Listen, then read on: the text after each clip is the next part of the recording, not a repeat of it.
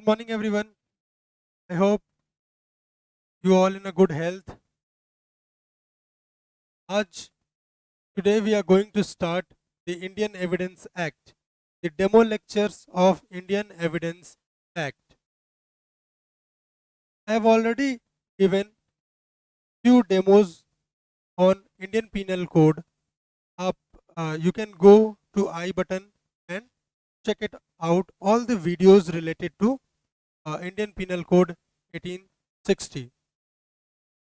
Before this class, I have already given you the introduction to IPC. Here you can see on the I button. After that, I have also given a lecture on common intention. Basically, I have dealt section 34 of Indian Penal Code. You can see on the I button. Apart from these two lectures, I have also given a demo lecture on abatement, section 107, that is given on the I button. You can check all the videos. Today we are going to start the Indian Evidence Act. Now let's begin with the topic. So today's topic is dying declaration. Now what we will study in dying declaration, basically the first one is it is given under section 32. Okay. Now what are the grounds on which the dying declaration are admitted? So first of all we will be dealing with section 32, their grounds and their conditions of admissibilities, on basically the essential requirements. What are the essentials requirement on which a dying declaration requires? We will be also dealing with the scope of dying declaration and what are the circumstances on which the dying declaration is relevant. We will be also dealing with, can a dying declaration be used as a sole basis of conviction? So let's begin with the class. Let's begin with the topic. Now before starting the topic, we will be starting with a quotation of Shakespeare. So let me present you the quotation of Shakespeare. Okay. So here is the quotation of Shakespeare, who says that where words are scarce, they are seldom spent in vain. They breathe the truth that breathe their words in pain. Shakespeare. Up, let us understand what it is, what it means, and where it comes from. क्या है ये, क्यों है और कहां से आया है? तो जब हम शेक्सपियर को पढ़ते हैं, before starting the dying declaration, let us create an atmosphere of dying declaration. तो सबसे पहले तो एक कहानी सुनिए. कहानी शेक्सपियर की एक ड्रामा से ली हुई है और वो ड्रामा है आपका रिचर्ड टू. तो कहानी कुछ ऐसी है कि देयर वाज अ किंग, और who was the king? The name of the king was Duke. अब किसी ने ड्यूक की हत्या कर दी. अब जब भी किसी का मर्डर होता है तो कुछ उसमें सस्पेक्ट आ ही जाते हैं, मे बी इन्होंने किया हो, मे बी उन्होंने किया हो.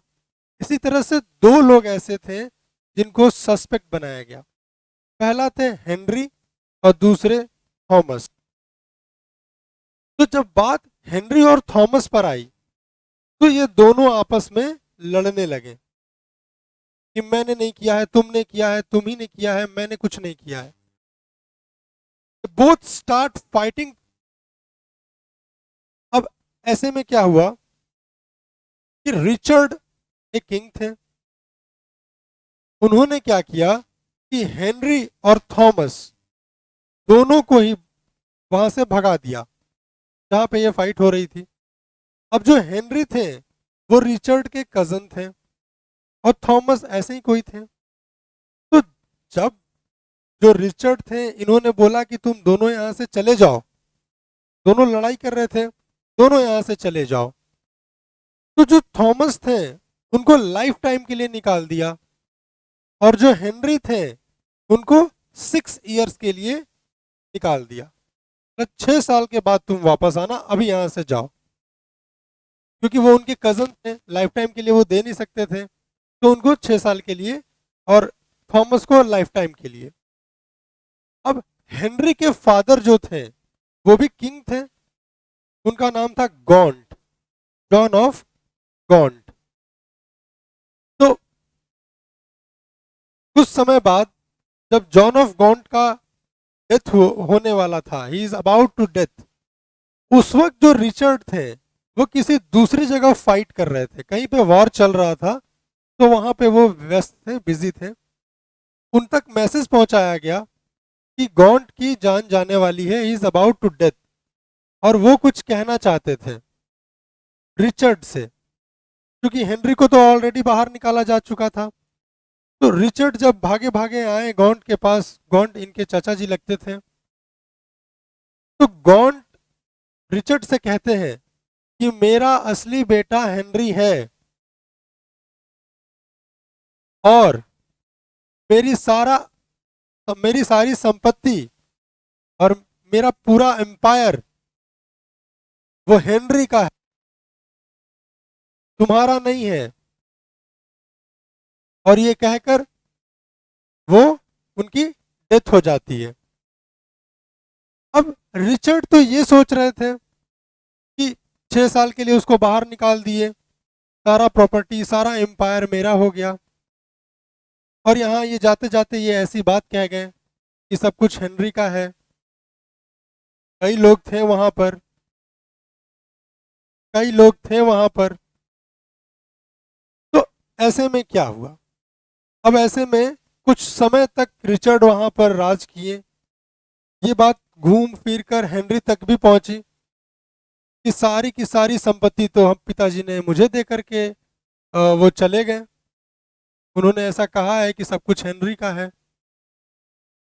तो हेनरी के साथ कुछ लोग मिल करके, जो छोटे छोटे जगहों के राजा थे, तो सारे राजा मिल करके ये डिसाइड किए कि रिचर्ड से सारा एम्पायर छीन कर हेनरी को दिया जाए। क्यों दिया जाए, एम्पायर तो अच्छे से चल रहा था, रिचर्ड भी चला रहे थे, क्या जरूरत थी कि हेनरी को सारा एम्पायर वापस किया जाए।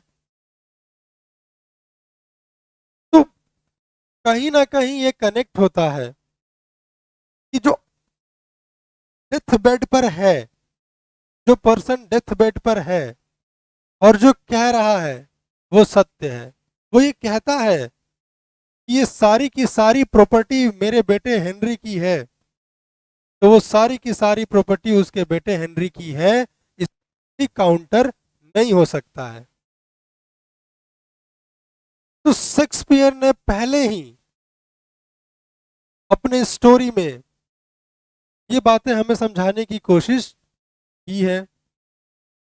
तो ये तो पहली कहानी थी, छोटी सी कहानी थी, जो कि बताता है कि डाइंग डिक्लेरेशन एक रेलिवेंट है, एक रेलिवेंसी है उसका, और मरते वक्त कोई भी व्यक्ति झूठ नहीं बोलता है, उसकी जुबान पर हमेशा सच होता है। चलिए, तो आई होप आपको ये बेसिक समझ में आया हो। अब ये तो शेक्सपियर की कहानी थी, क्या इंडियन सिनारियो में भी ऐसा कुछ है? क्या इंडियन सिनारियो में भी कुछ ऐसा हमें दिखता है जिसे हम कहते हैं कि मरते वक्त कोई भी व्यक्ति झूठ नहीं बोलता? तो आप सभी ने, ज्यादातर लोगों ने रामायण देखी होगी। तो रामायण में जब राम भगवान श्री राम रावण का वध करते हैं, तो जब रावण को तीर लगती है और वो लेटे हुए होते हैं, रा, श्री राम जी लक्ष्मण जी को भेजते हैं कि तुम जाओ रावण के पास और उनसे कुछ ज्ञान लेकर के आओ। तो लक्ष्मण जी जाते हैं रावण जी के पास, कुछ ज्ञान लेने के लिए। एक वाक्या है, एक सेंटेंस है जो रावण ने मरते वक्त लक्ष्मण जी को कहा था राम के बारे में। लक्ष्मण, तुम जिस व्यक्ति के भाई हो वो व्यक्ति बहुत महान है, वो बहुत अच्छे हैं। ऑल तो रावण ऐसी बातें पहले कभी नहीं कहा। जब सीता माता का हरण हुआ तब भी नहीं बोला, जब वो उनको रखा था तब भी नहीं बोला, जब हनुमान आए तब भी नहीं बोला। लेकिन जब वो डेथ बेड पर गए तो उन्होंने बोला कि प्रभु श्री राम बहुत महान है, बहुत अच्छे हैं। तो क्या इससे हम ये नहीं समझ सकते कि जो व्यक्ति अपने डेथ बेड पर होता है वो कभी भी झूठ नहीं बोलता, उसकी बातें हमेशा सत्य होती हैं। चलिए, अब ये तो हो गई फिलोसॉफिकल बातें, हमने शेक्सपियर को देख लिया, हमने रामायण को देख लिया। थोड़ा आते हैं लॉ पर कि लॉ क्या कहता है इस पॉइंट ऑफ टाइम पर।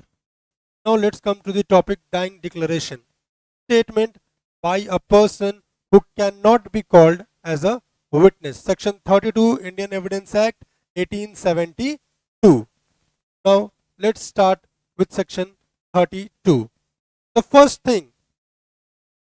thing कि डाइंग डिक्लेरेशन कौन बनाएगा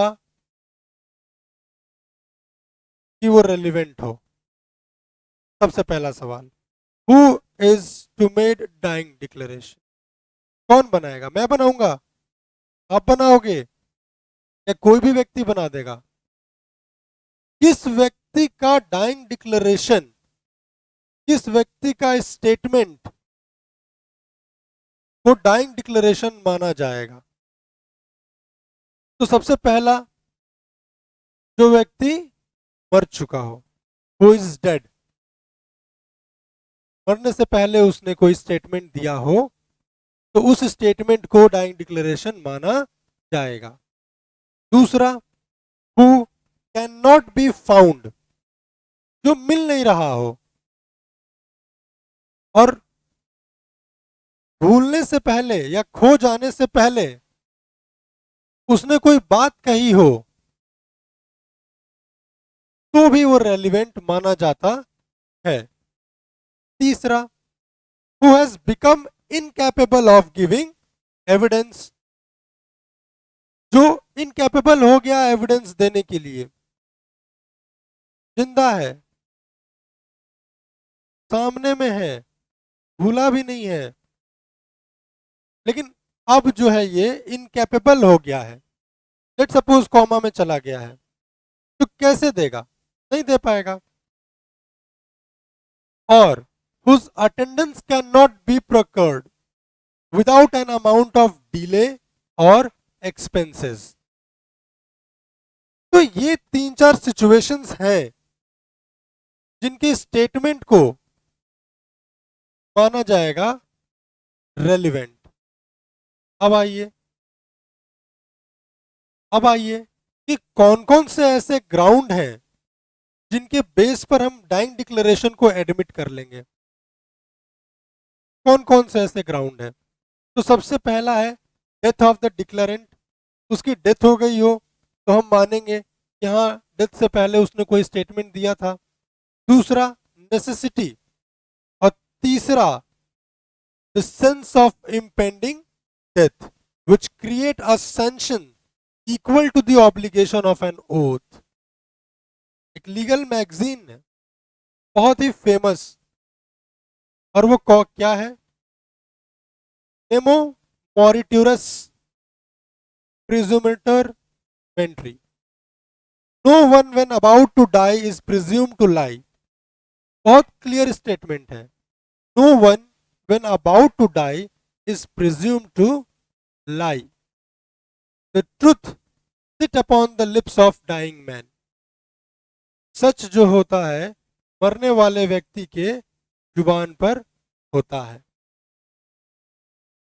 आई होप आपको ये ग्राउंड्स समझ में आए हों। तो सबसे पहले समझने के लिए तो ये 3-4 चीजें जो आपने समझा, सबसे पहले कि उस व्यक्ति का डेथ हो गया हो, वो व्यक्ति मिल ना रहा हो, या उसका वो इनकैपेबल हो गया हो एविडेंस देने के लिए, या जिसका अटेंडेंस प्रोक्योर्ड नहीं किया जा सके। ठीक है, आई बात समझ में? ग्राउंड है कि उसका डेथ हो गया हो, या वो नेसेसिटी हो, या ये लीगल मैक्सिम जो है जो सेंस ऑफ इम्पीडिंग डेथ का है, जो कि एक क्रिएट करता है which creates a sanction equal to the obligation of truth। चलिए, कौन कौन सी ऐसे कंडीशंस हैं, what are the essential requirements? अगर आपसे कोई पूछता है, मेंस पॉइंट ऑफ व्यू में आता है कि what are the essential requirements of dying declaration, basic सा क्वेश्चन है, आसान क्वेश्चन है कि कौन कौन से ऐसे एसेंशियल्स रिक्वायरमेंट हैं डाइंग डिक्लेरेशन प्रूव होने की। तो सबसे पहला कि स्टेटमेंट किसको दिया जाएगा, to whom the statement is to be made and its form. सबसे पहला कंडीशन कि डाइंग डिक्लेरेशन किसको दिया गया है और किस फॉर्म में दिया गया है।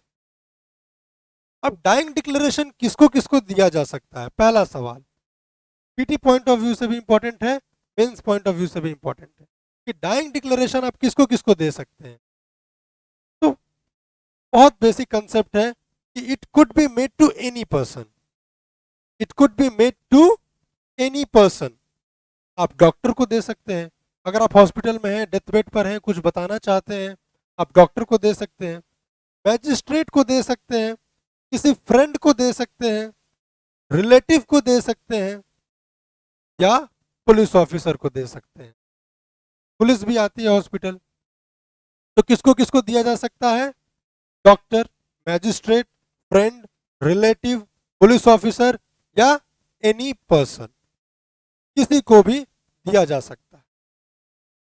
तो सवाल यह है कि सबसे ज्यादा रेलिवेंट किसको माना जाएगा, पुलिस ऑफिसर को दी हुई स्टेटमेंट को, या किसी फ्रेंड को, या डॉक्टर को, किसको, या मैजिस्ट्रेट को, किसको?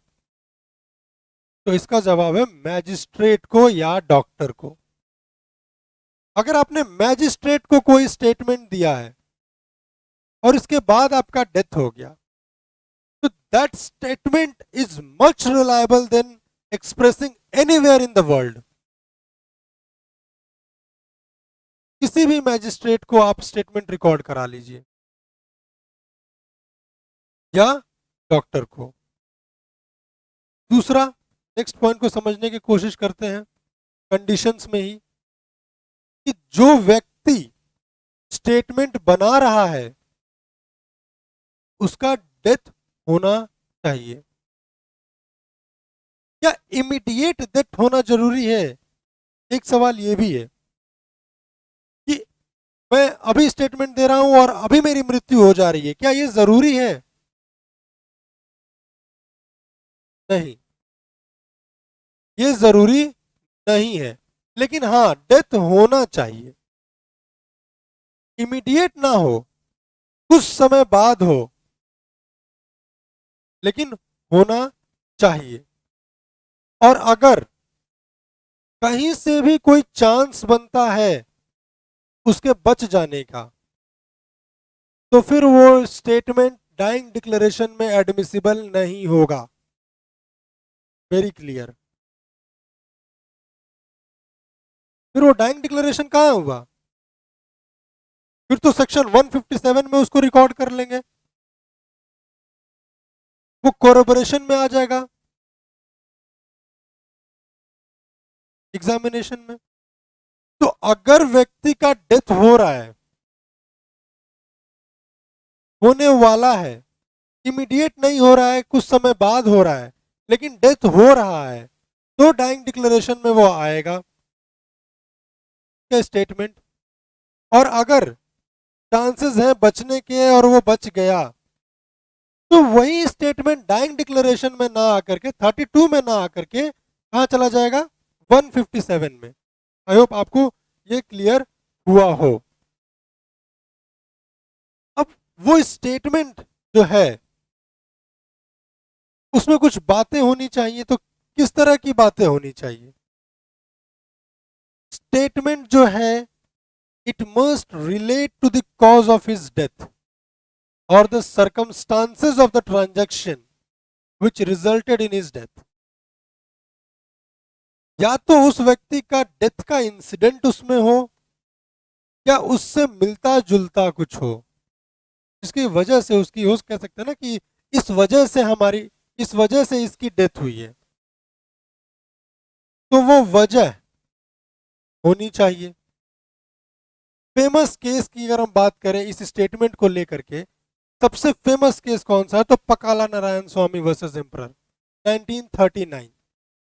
1939 में one of the most important case Pakala Narayana Swami versus emperor 1939।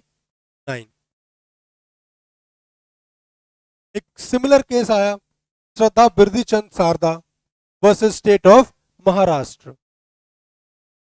इन दोनों ही केस में, चाहे वो पकाला नारायण का केस हो चाहे वो शारदा बिरदीचंद शारदा का केस हो, इन दोनों ही केस में ये कहा गया कि जो स्टेटमेंट है डाइंग डिक्लेरेशन का, वो स्टेटमेंट रिलेट करना चाहिए उसके डेथ से या सर्कमस्टांसेस से, जो बता रहा है कि उसका डेथ कैसे हुआ है। या इसके अलावा भी कुछ ऐसे स्टेटमेंट होते हैं जिनमें इंसिडेंट्स डेथ का ना होकर के किसी और चीज का हो, उसे भी रेलिवेंट माना जाता है।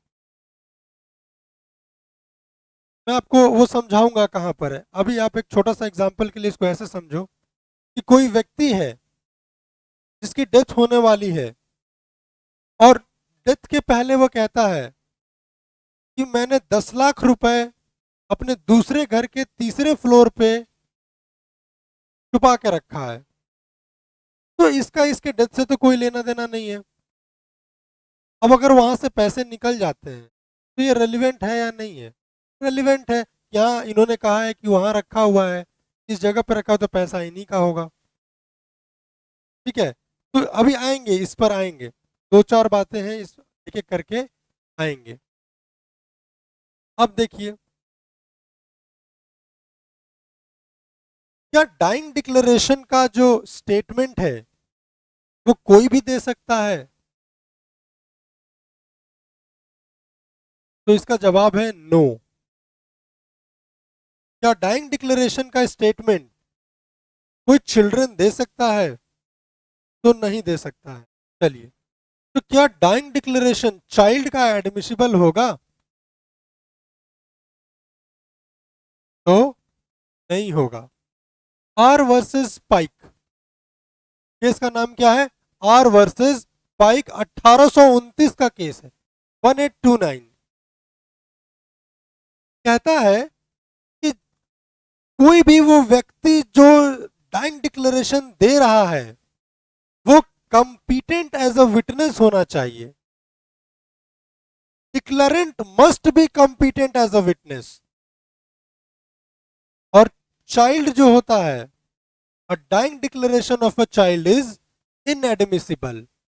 Are versus Pike 1829। क्या और भी कोई कैटेगरी है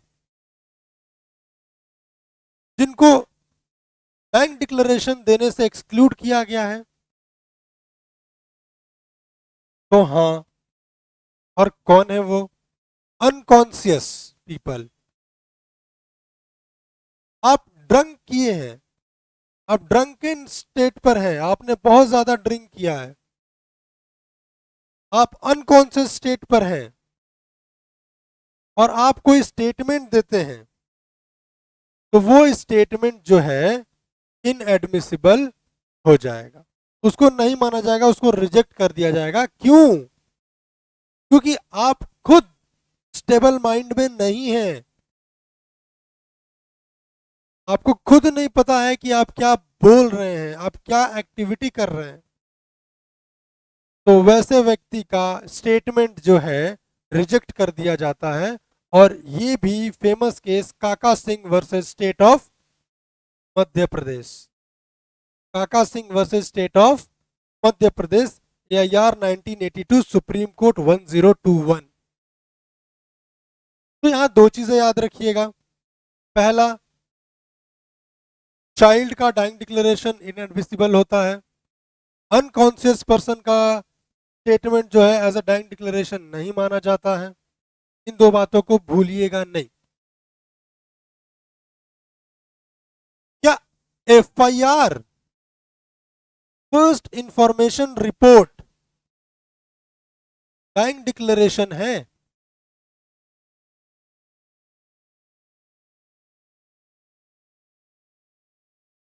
तो एक बहुत फेमस केस लॉ है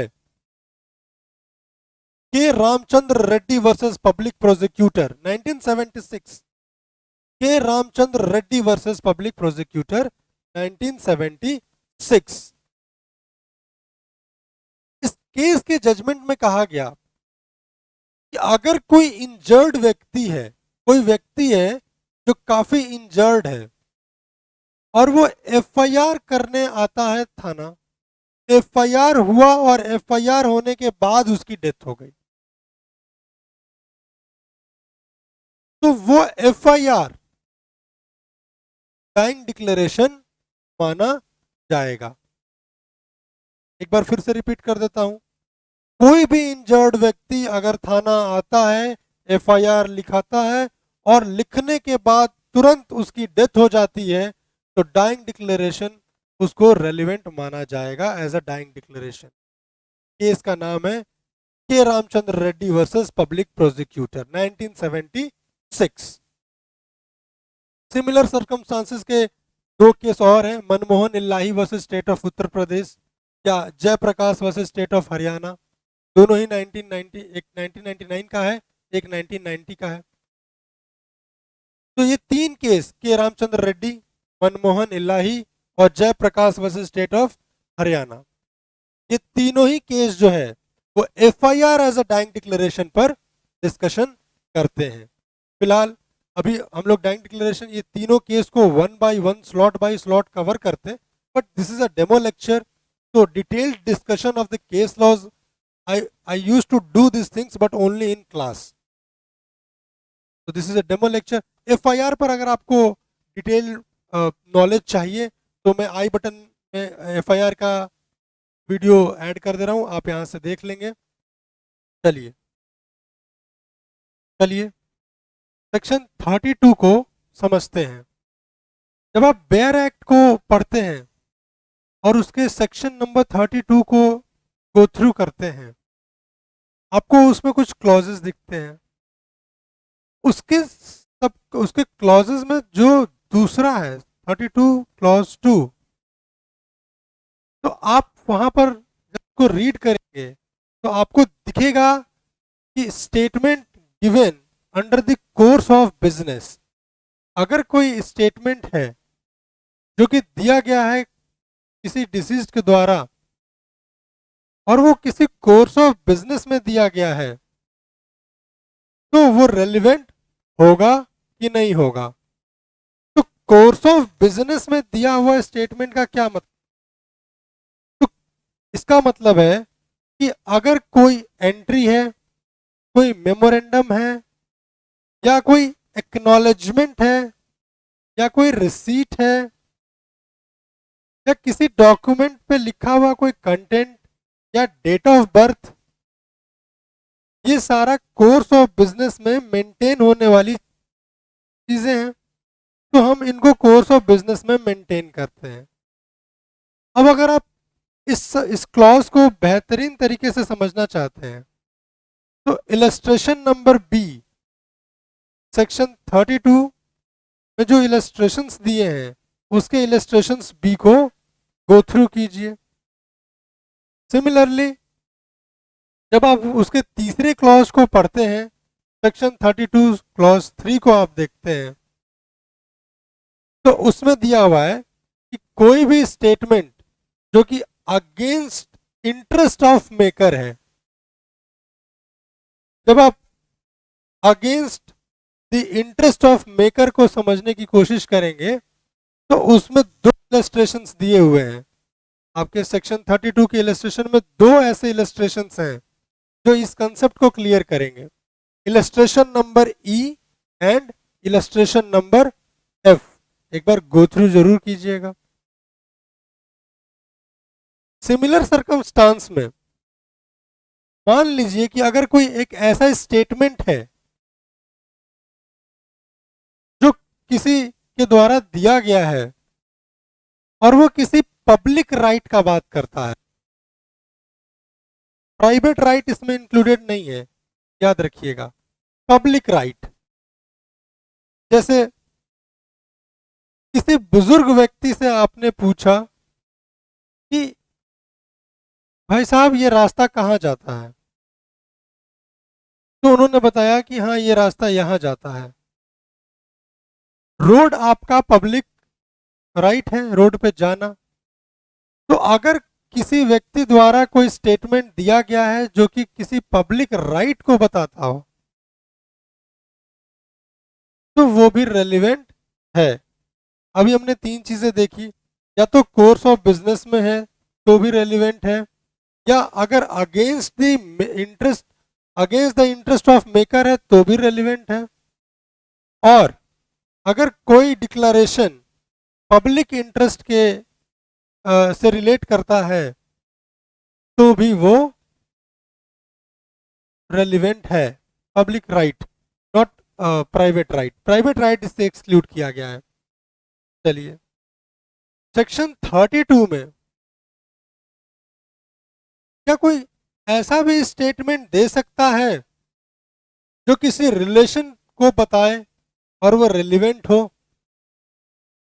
तो हाँ, जब आप इसके 5वें क्लॉज को पढ़ते हैं और 6ठे क्लॉज को पढ़ते हैं, 5th and 6th clause of section 32, ये बात करता है रिलेशनशिप के बारे में कि अगर आप कोई ऐसा स्टेटमेंट देते हैं जो किसी रिलेशनशिप को बताता है, इधर बाय ब्लड और बाय मैरिज और बाय अडॉप्शन,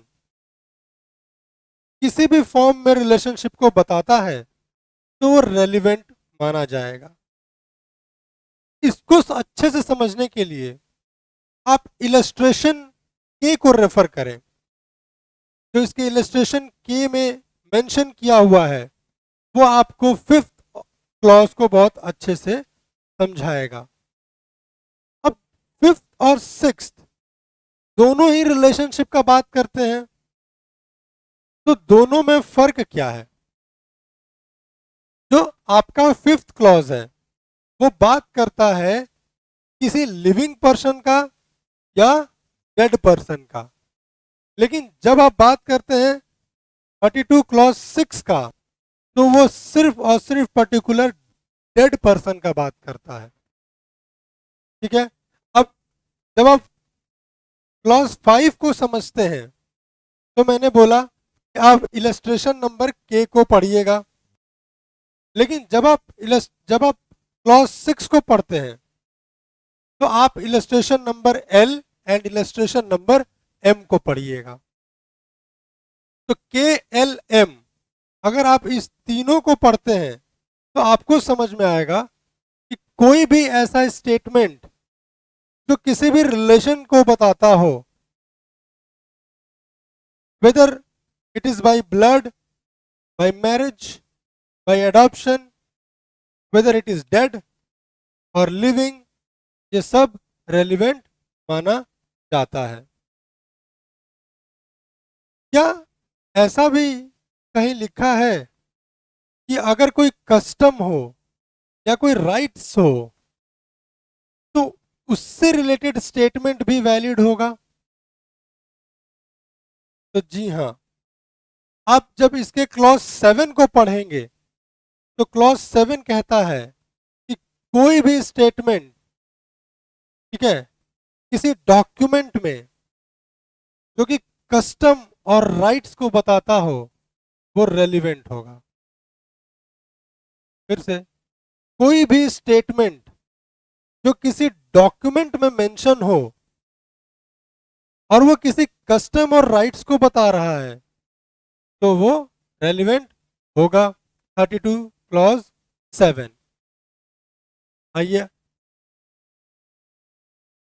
लेट सपोज एक कंफ्यूजन है, एक पिक्चर है और मैं ये कहता हूं कि अरे ये तो मेरा पिक्चर है, किसी ने मेरी पेंटिंग बनाई है और अपने शॉप पे रखा हुआ है। मैं कहता हूं कि ये तो मेरा पिक्चर है, आपने मेरा पिक्चर मुझसे बिना पूछे लगा दिया। तो शॉप वाले कहते हैं कि नहीं नहीं, ये आपका नहीं है, ये किसी और का है। तो मैं कहता हूं कि मेरा है, मैं कहता हूं कि मेरा है, वो कहते हैं कि किसी और का है। तो मैं फिर कहता हूं कि ठीक है, 4-5 लोगों को बुलाते हैं और उन लोगों से पूछते हैं। अगर वो लोग कहते हैं कि ये मेरा है तो मेरा है, तो क्या ऐसे सिचुएशन में स्टेटमेंट को वैलिड माना जाएगा? जब आप इसके 8th क्लॉज को पढ़ते हैं तो 8th क्लॉज स्पेसिफिकली कहता है कि statement of several persons expressing feelings. Illustration number N को पढ़िएगा, जो आपका इलस्ट्रेशन नंबर एन है सेक्शन 32 में, उसको पढ़िएगा। वो कहता है कि अगर कुछ ग्रुप ऑफ पीपल है, वो अपनी फीलिंग एक्सप्रेस करते हैं और उससे एक स्टेटमेंट निकलता है तो वो स्टेटमेंट भी रेलिवेंट होता है। बहरहाल मैंने सेक्शन 32 के 8 क्लॉज को 5 to 7 मिनट में एंड किया है। ये इतना स्मॉल है नहीं, जब इसको क्लासरूम में डिटेल्स में पढ़ते हैं तो it takes more than an hour, 1 घंटे तक समय जाता है एक एक क्लॉज को समझना और उसको इलस्ट्रेशंस के साथ कोलैबोरेट करके समझना। ये प्रॉपर लेक्चर की बात है, क्लासरूम में डिस्कस किया जाता है। फिलहाल डेमो लेक्चर है इसलिए मैंने शॉर्ट शॉर्ट बताया कि अगर आपको 32 क्लॉज 2 पढ़ना है तो इलस्ट्रेशन बी पढ़ लें, अगर आपको 32 क्लॉज 3 पढ़ना है तो इलस्ट्रेशन नंबर ई और एफ को पढ़ लें, अगर आपको 32 क्लॉज 4 को पढ़ना है तो इलस्ट्रेशन नंबर आई को पढ़ लें, अगर आपको 32 क्लॉज 5 एंड 6 पढ़ना है तो के एल एम तीनों पढ़ लें। इसके अलावा आपको 32 क्लॉज 7 पढ़ना है और 32 क्लॉज 8 को पढ़ना है तो इलस्ट्रेशन नंबर एन को पढ़ ले। तो मैंने आपको एक ब्रीफ आइडिया दे दिया कि कौन से क्लॉज को कौन से इलस्ट्रेशन के साथ आप पढ़ेंगे तो आपको आसानी होगा समझने में। चलिए आगे बढ़ते हैं। अब कुछ ऐसे कंसेप्ट्स हैं जो पीटी पॉइंट ऑफ व्यू से बहुत इंपॉर्टेंट हो जाते हैं और आपके माइंड में ये सारी चीजें होनी चाहिए कि क्या क्या स्कोप है डाइंग डिक्लेरेशन का, कहां तक डाइंग डिक्लेरेशन का स्कोप है। तो डाइंग डिक्लेरेशन जो है और इसमें दिए हुए स्टेटमेंट्स, ये आपको सिविल और क्रिमिनल दोनों ही प्रोसीडिंग्स में एडमिसिबल होता है। पहला सवाल क्लियर रखिएगा कि कोई भी स्टेटमेंट, ठीक है, सिविल और क्रिमिनल दोनों में एडमिसिबल होगा अगर वो डाइंग डिक्लेरेशन से रिलेटेड स्टेटमेंट है तो, ठीक है। दूसरा, क्या डाइंग डिक्लेरेशन का स्टेटमेंट सुसाइड के केस में कवर होता है? तो हाँ होता है। Cases of suicide are also covered, ठीक है। एक तीसरा कंसेप्ट और माइंड में अच्छे से रखिएगा, कहता है कि जो डिसीज्ड है वो पूरी स्टोरी नरेट करता है और कोई दूसरा व्यक्ति उससे पूछता है कि व्हाट मोर टू से, तुम कुछ और कहना चाहते हो, और वो कुछ और बोलने से पहले उसकी डेथ हो जाती है। लेकिन उसने अपनी स्टोरी जो है वो नरेट कर दी है। तो क्या वैसे स्टेटमेंट रिलायबल होंगे? तो जी हाँ, वैसे डिक्लेरेशन भी आपको रिलाइड होंगे।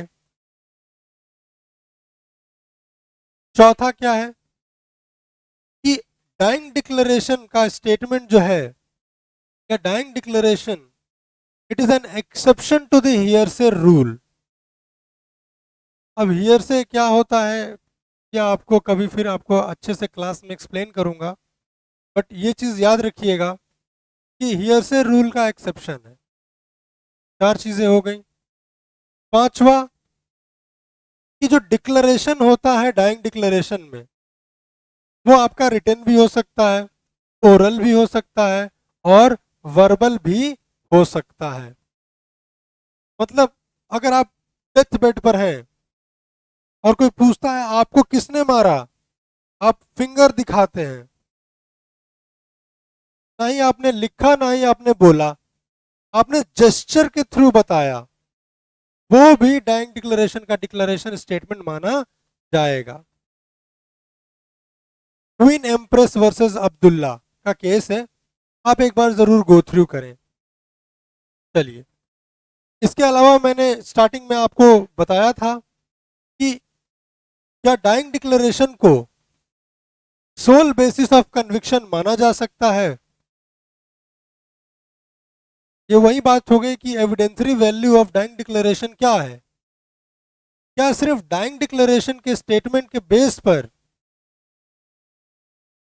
किसी को कन्विक्शन हो सकता है? तो इसमें कुछ केसेस हैं, मैं आपको अभी 5 केस बताऊंगा शॉर्ट शॉर्ट में। डिटेल्ड केस लॉस तो क्लासरूम में डिस्कस होता है। पहला केस आपको है Ramnath Madhav Prasad versus state of Madhya Pradesh, 1953 का केस है। तो इस केस में कहा था कि बिना फर्दर कोरोबोरेशन के आप डाइंग डिक्लेरेशन के स्टेटमेंट को सोल बेसिस ऑफ कन्विक्शन नहीं बना सकते। क्यों नहीं बना सकते हैं? क्योंकि ये ओथ पे नहीं लिया हुआ है, it is not taken on oath, ना ही उसका कोई दूसरे एविडेंसेस के साथ कोलेबोरेशन है। उन्होंने कह दिया और आपने मान लिया। इस तरह का कुछ स्टेटमेंट आया आपको Ramnath Madhav Prasad versus state of Madhya Pradesh के केस में। उसके ठीक 3-4 साल के बाद 1958 में एक दूसरा केस आया, Kushal Rao versus state of Bombay. और इन्होंने रामनाथ के केस को उल्टा करके रख दिया। इन्होंने कहा, इस केस के जजमेंट में कहा गया कि it is relied, bank declaration को रिलाइड माना गया। कहा कि आप सरकमस्टांसेस को देखिए, हर केस के सिचुएशन और उस केस में हुए सरकमस्टांसेस को ध्यान में रखते हुए आप डाइंग डिक्लेरेशन पर रिलाई कीजिए, क्योंकि ये एक स्ट्रॉन्ग एविडेंस होता है। तो यहां पर जो है माना गया it is one of the strong evidence, और इसके बेस पर, इसके सोल बेसिस पर कन्विक्शन हो सकता है। फिर उसके बाद एक केस आता है 1980 में, कुसा वर्सेस स्टेट ऑफ उड़ीसा। बहुत अच्छा केस है। और इस केस के जजमेंट में कोर्ट, ऑनरेबल कोर्ट का ये कहना है कि जो जज है, जो ऑनरेबल कोर्ट है, अगर ऑनरेबल कोर्ट को एक बार बिलीव हो गया, once he believe on the declaration, now there is no need of collaboration या कोरोबोरेशन। एक बार ऑनरेबल कोर्ट को अगर डिक्लेरेशन पर बिलीव हो गया तो कोरोबोरेशन की जरूरत ही नहीं है, फिर सोल बेसिस ऑफ कन्विक्शन वो हो सकता है। फिर उसके बाद आपको 2003 में एक केस आया, उसके पहले भी एक 1982 का केस आया, मोहनलाल गगन राम केवई वर्सेस स्टेट ऑफ महाराष्ट्र। ठीक है, तो सिमिलर सर्कमस्टांसेस का जजमेंट आया। अगेन रिसेंटली 2003 में एक जजमेंट आया, P V Radhakrishnan versus state of Karnataka, P V Radhakrishnan versus state of Karnataka. अब 2003 में जब ये जजमेंट आया, सुप्रीम कोर्ट 2859, तो इसमें कहा गया कि कोई भी स्टेटमेंट जो कि डाइंग डिक्लेरेशन में दिया गया है किसी भी फॉर्म में, वो जेन्युइन माना जाएगा, वो सही माना जाएगा, अनटिल एंड अनलेस उसमें कोई इन्फॉर्मिटी ना हो, उसमें कोई मिस्टेक ना हो, या जिसने ये डिक्लेरेशन दिया है वो अनकॉन्शियस स्टेट पर ना हो, और अगर कोई इन्फॉर्मिटी निकलती है तो प्रॉपर स्क्रूटनी करके उसको अच्छे से इन्वेस्टिगेट करके ये देखा जाए कि क्या वो एक स्ट्रॉन्ग एविडेंस बन सकता है कि नहीं बन सकता है। अगर फिर भी वो स्ट्रॉन्ग एविडेंस बनता है और इन्फॉर्मिटी को ठीक कर दिया जाता है, तो court sole basis of conviction उसको मान सकती है। इसी केस में एक और बात कही गई कि लेट सपोज अगर दो स्टेटमेंट है, डाइंग डिक्लेरेशन दो स्टेटमेंट है, मरने के पहले इन्होंने दो स्टेटमेंट दिया है, तो कौन से स्टेटमेंट पर रिलाई कीजिएगा? पहले वाले स्टेटमेंट पर रिलाई करना है कि दूसरे वाले स्टेटमेंट पर रिलाई करना है? तो in case of more than one statement, first one will be preferable. जो पहला स्टेटमेंट है उसको प्रिफर किया जाएगा। तो आई होप आप लोगों को बेसिक डाइंग डिक्लेरेशन का कंसेप्ट समझ में आया हो। मैंने कोशिश किया है कि इस डेमो लेक्चर में एटलीस्ट आपको बेसिक समझ में आ जाए। आई होप आपको लेक्चर अच्छा लगा हो, मुझे कमेंट करके ज़रूर बताएं। और कंप्लीट लेक्चर के लिए you may contact resilience law academy, new Delhi, Mukherjee Nagar. Thank you.